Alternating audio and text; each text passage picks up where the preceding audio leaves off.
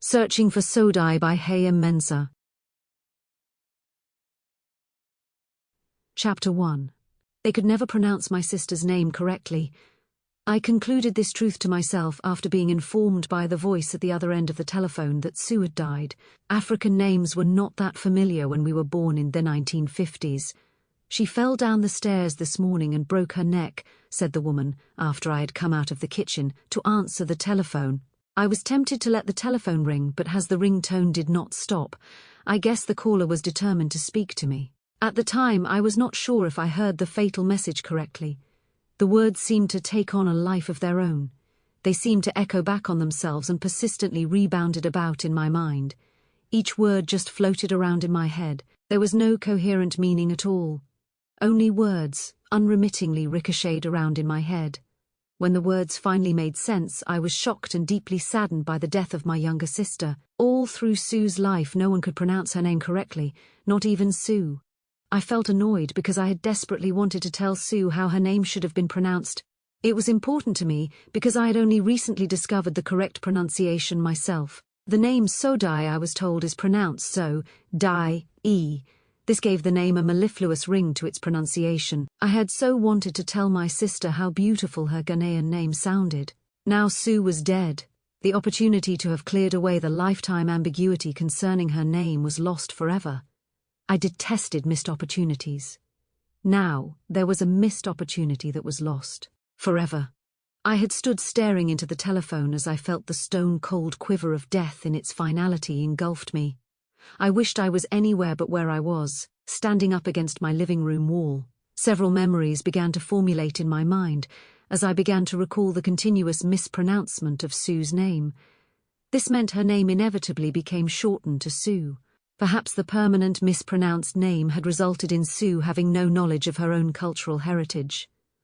As a consequence, Sue had abhorred anyone who tried to call her by her African name. My sister ultimately possessed no sense of who she was, what she was, or where she had come from. I struggled in that moment to cope with the pain of losing my younger sister so suddenly and so cruelly. I simply did not, or could not accept the brevity of the message the words finally conveyed. "Hello, are you still there?" I thought I heard the voice say from a faraway place. I was 35, 2 years older than my sister. I could not be sure whether I had heard the voice or not anymore, since a great part of me had disengaged and closed down. Nausea and disbelief wasted no time in wrapping themselves around me in a mummified fashion. Yes, I am still here," I responded. A small sad voice inside me replied. This voice would have thrown me at any other time, because it had been such a long time since I had identified with this disconsolate voice. Invariably, it now sought to vocalize my feelings. How I wished she were anywhere but where I was at that precise moment, but where else could I be? There was no place to hide from the reality of my sister's unexpected death.